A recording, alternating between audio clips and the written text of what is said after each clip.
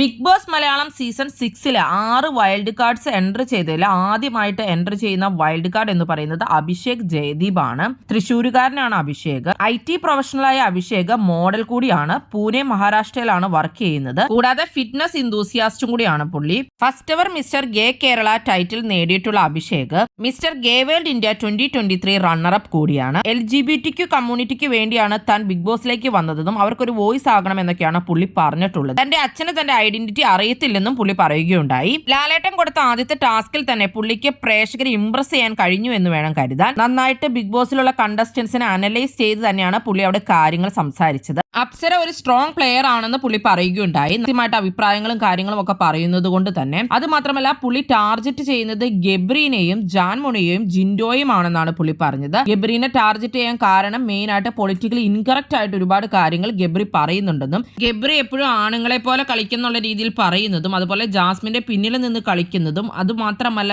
ജിൻഡോയിനെ തൊടുന്നത് അറപ്പാണെന്നൊക്കെ പറഞ്ഞതും എല്ലാം തന്നെ കൃത്യമായിട്ട് പുള്ളി അവിടെ സംസാരിക്കുകയുണ്ടായി. ജാൻമോണിയുടെ കമ്മ്യൂണിറ്റിയിൽ നിന്ന് തന്നെ വന്നിട്ടുള്ള ആളാണെങ്കിൽ കൂടി പുള്ളി ജാൻമോണിയെയും ടാർഗറ്റ് ചെയ്യുന്നതായിട്ട് തന്നെയാണ് പറഞ്ഞത്. ജെൻഡർ കാർഡ് ഇറക്കുന്നതും ശാപം പറയുന്നതും ഒക്കെ മോശമാണെന്നുള്ള രീതിയിൽ തന്നെ. പിന്നെ ജിൻഡോയുടെ സ്റ്റേറ്റ്മെന്റ്സും കാര്യങ്ങളും ഒന്നും ശരിയല്ല എന്ന് പറഞ്ഞിട്ട് ജിൻഡോയിനെയാണ് പുള്ളി ടാർഗറ്റ് ചെയ്യുന്നത്. പുറത്താക്കണമെന്ന് പുള്ളി പറയുന്നത് റസ്മിനെ അതുപോലെ ഋഷി അൻസിബേനെ ഒക്കെയാണ്. റസ്മിനെ പറയുന്നത് റെസ്പെക്ട് ഇല്ല എന്നുള്ള രീതിയിൽ തന്നെയാണ്. ലേഡി ബോസ് ആണോ എന്നൊക്കെ പുള്ളി അവിടെ പറയുന്നുണ്ട്. അതുപോലെ അൻസിബയുടെ ഷാഡുവാണ് ഋഷി എന്നാണ് പുള്ളി പറയുന്നത്. പുള്ളിയുടെ അനലൈസിങ്ങും കാര്യങ്ങളും ഒക്കെ നല്ലതായിട്ട് തന്നെയാണ് തോന്നുന്നത്. എന്തായാലും പുള്ളി എങ്ങനെ കളിക്കുമെന്ന് നമുക്ക് നോക്കാം. നിങ്ങൾക്ക് പ്രതീക്ഷയുള്ള ഒരു കണ്ടസ്റ്റന്റ് ആണോ അഭിഷേക് ജയദീപ്?